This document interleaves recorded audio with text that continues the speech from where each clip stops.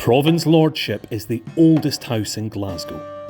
It was built in 1471 by the then Bishop of Glasgow, Andrew Muirhead, and at the time formed part of St Nicholas's Hospital there. In fact, it's one of only 4 buildings in the whole city that survived from the medieval period. And at the time of its building, its proximity to Glasgow's cathedral would have made this house the very centre of Glasgow life at the time. Now, although it was probably originally built to house the master of the neighbouring hospital, it's eventually believed to have become part of the accommodation provided for the 32 canons of the cathedral chapter. Each canon of the cathedral had an area of the city that they were responsible for, and those areas were called prebends.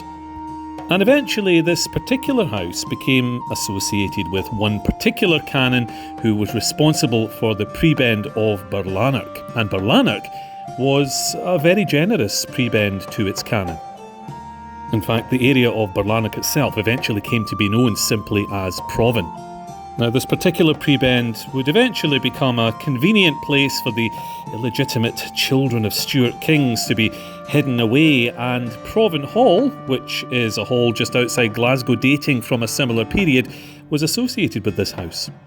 Eventually, the word prebend became corrupted into the word Provand, and that's where the house got its name as Provand's Lordship. The building's open daily as a museum, and it's well worth a visit.